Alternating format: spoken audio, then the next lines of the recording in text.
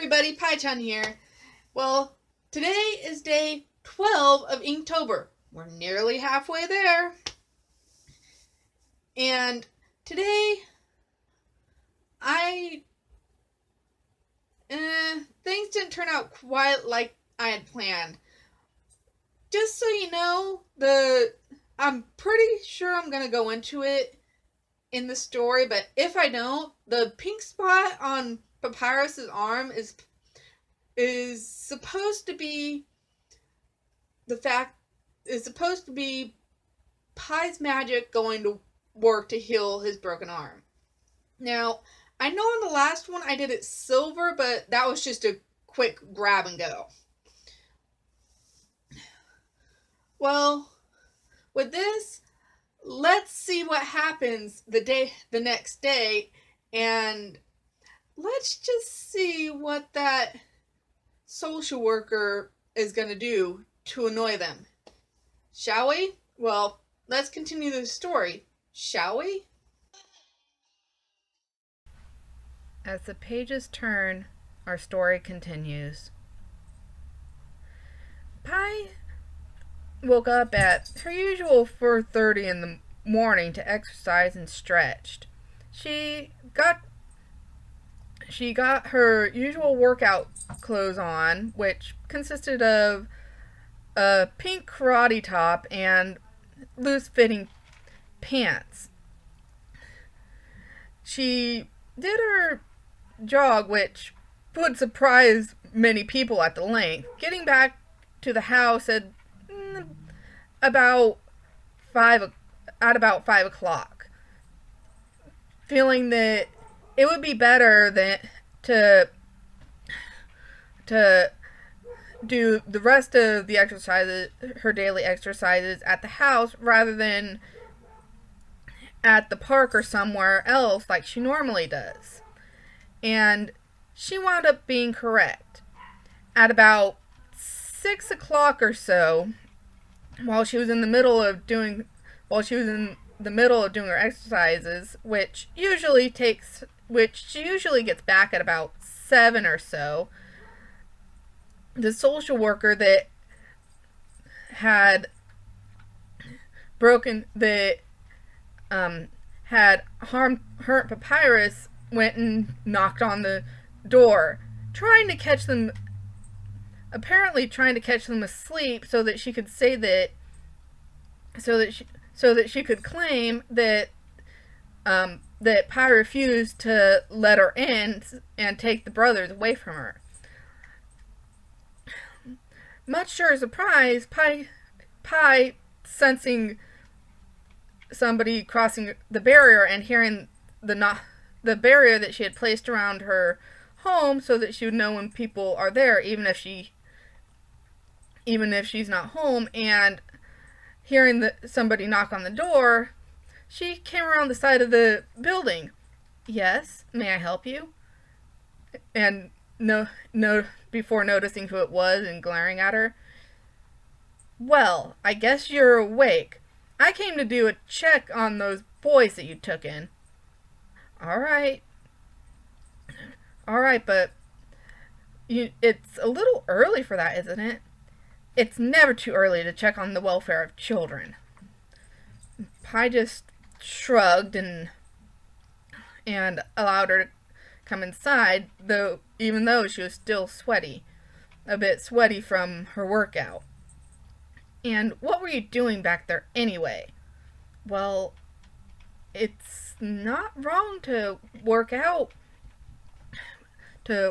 before you start the day, is it?" "I guess not." Pai kind of shrugged. "So, what do you want to see?" Well, I'm just doing a checkup, so yeah, the kitchen's over this way." Pai showed her around the kitchen, living room, and everywhere else before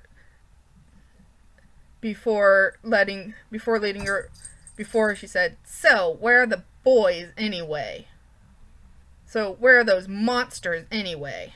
Pai glared at her Pai glared at her for using a term that she found rather derogatory before saying, "They're still asleep upstairs."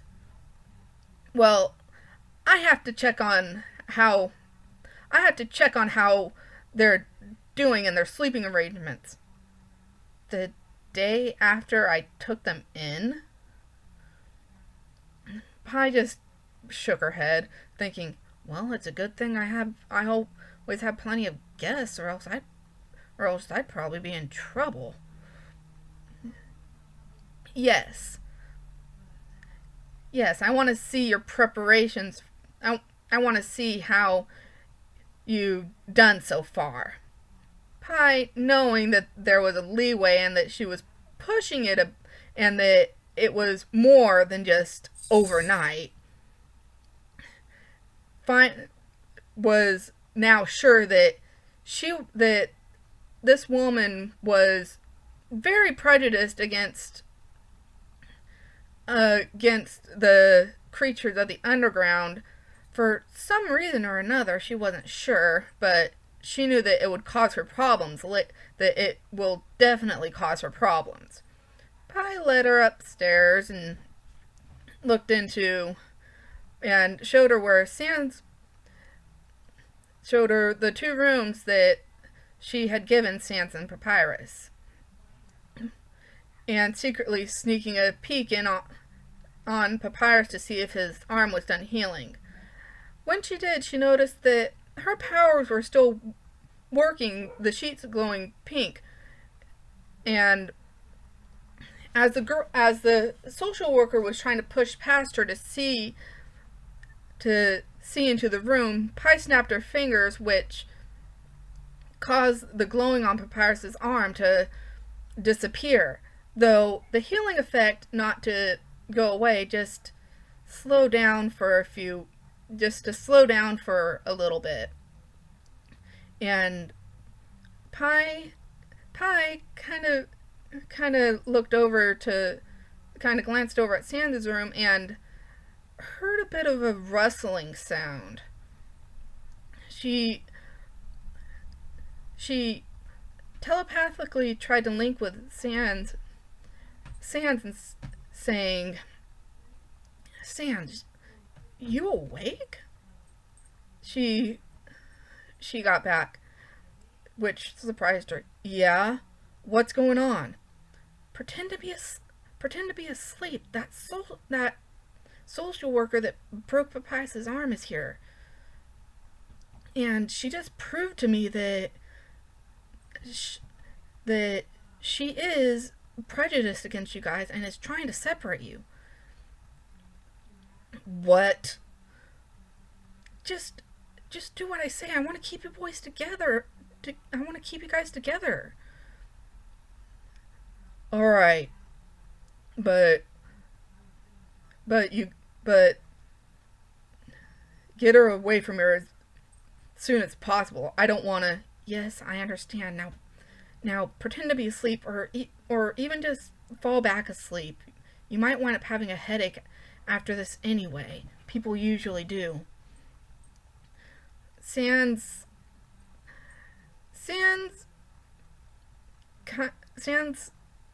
pretty much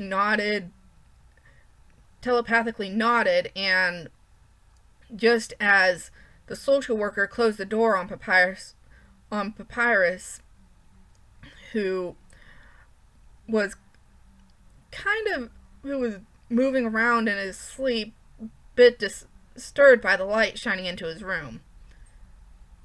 But after the door was shut, Pai could hear that he had calmed down again. They quickly moved over to Sans' room, and the woman performed another search. Just looked around a bit, taking her time to see if he would wake up. After doing this, they both went downstairs. Well, I guess you have everything there, though the rooms are kind of bare. They just got here yesterday. What do you expect? What do you expect? Even a human child wouldn't be able to set everything up by now. Fine, but I'll be back. Pai rolled her eyes and went back and walked the social worker out before going up to see if Sans was still awake. To her surprise, he did actually wind up falling back asleep. Pai shrugged and finished up her went out back to finish up her exercising before coming back in, doing a quick rinse off, changing and getting ready and starting to prepare breakfast. After Pai had gotten some sausage cooked up, Papyrus came down and was like, oh, what was going on? Well, Pai smiled at Papyrus. Oh, don't worry about it, Pap. How's your arm doing? It feels better, but all right, go wash up. I'm making breakfast, and go see if Sans is awake. Shall I? If he's not awake, don't worry about it. I can warm something up for him later. All right. Papyrus goes up and a few minutes later I hear, what's up, Pap?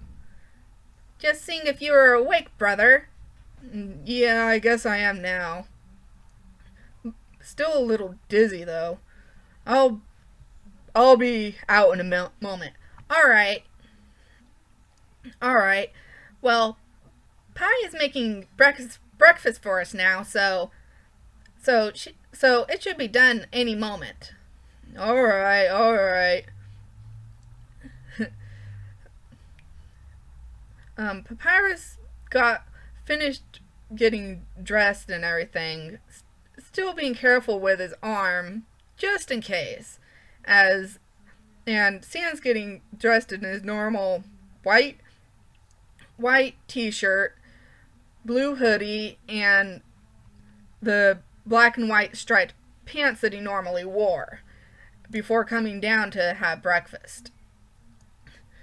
As they were all eating breakfast at the table, Sans asked, so, with everything that's happened, I know that normally, well, what are we supposed to call you now? Pai. Just calling me Pai is fine.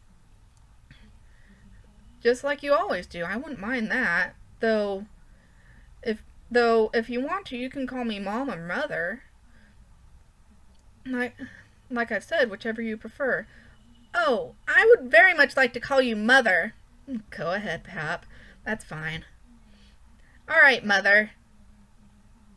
Pai smiled upon hearing this. All right, well, there are going to be a few rules here that you probably didn't have. Well, I know you didn't have while you were living alone. Sans glared at her. Oh, don't worry.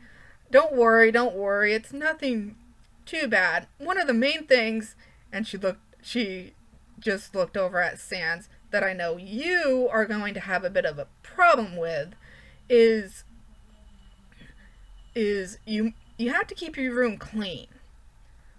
What, like you have it now where there's nothing? I said clean, not undecorated or anything like that. Decorated and stuff how you like. I've heard Frisk say the thing about you having a self-sustaining garbage tornado in your room, Sans? Yeah, and? Self-sustaining tornado? Fine. Garbage in it? No. So, just keep it clean, right? Yeah. So, I can have my figures and stuff there and my books, right? Yeah, Pat. That's what... Well, yeah. Though, I would suggest keeping the main part of the desk clear, but if you have a problem with that, I'll be willing to help you. and we should go over to your house, to your place in Snowden, and get your things because. What? You mean we're not going to be able to go there anymore? No, that's not it. It's that you're going to be staying here most of the time, so. Oh, I see what she means, Sans. Bring most of our stuff. She's saying bring most of our stuff here, but we could leave some stuff there just for safekeeping. That's right, Pap. Well, well, let's finish our breakfast and before we decide what we're gonna do. Remember, Toriel and them are gonna be coming over today as well. Yeah. Well, well, I guess you're right. You're right there. So, what do you think? Well, we could go and get some of your stuff before they get here and maybe ask their help for some of the others. Especially Undine. She'll probably see it as a workout. Yes, I think that would be a very good idea. We could ask for their help. There you go, Pat. But but for now, let's just eat and get and just think about what we're gonna do. The three the three of them finished up their breakfast in a bit of an awkward silence, but it was nothing new to the three of them, and to a bit of Papyrus's surprise, Sans actually finished his breakfast. Wow, brother, I never know you didn't finish your food as fast as you do mine. Pai just smiled, knowing that from what she heard, Sans actually doesn't eat his food, he hides it. Well, let's. She looks at Sans and Papyrus. Well, I guess you're ready for doing that, so let's head out and get your things, alright? They nodded and headed to the underground and headed to Snowden, where they started packing up Sans and Papyrus's place. And bringing back a few boxes that mainly contained their clothes and Papyrus's figures. Well, looking at it, I think we may be able to get the rest of it ourselves. There's not much left that you'll need. What about our furniture? The couch? Well, Pap, you've seen my place. I've got the furniture and everything, so you could leave this here if you stay here. All right. They headed back to their house to await their friends before heading back to Snowden. Well, that's it for today. And yes, I finally did a picture of Papyrus without my character Pai. And I honestly think it's a kind of cute one. And trust me, I was boiling over what picture to do to go along with the story all day. So I finally settled on this kind of cute bit of, not really a rush draw, but it is kind of easier. And things seem to be ramping up with this social worker. She is being something that she is being, and I'm censoring this, a witch. And for those adults watching, you know what I mean. Well, thanks for watching, everybody. And if you like this, my DeviantArt, Twitter, and Tumblr will be down in the description, so go check it out. I didn't mention this before, but along with where I got the idea for the different eye glowing colors, though red and blue and what they signify, I came up with those two myself, but again, the idea came from the link in the description. And if you would like, comment, and subscribe for more videos coming soon. I'm almost every day in October I am planning to do a video of my drawings. The only along with a story to go along with them. The only time I won't is if I believe they're too explicit, or I am over visiting somewhere and I do not have and then I won't bring my setup. Well, thanks for watching, everybody. See ya!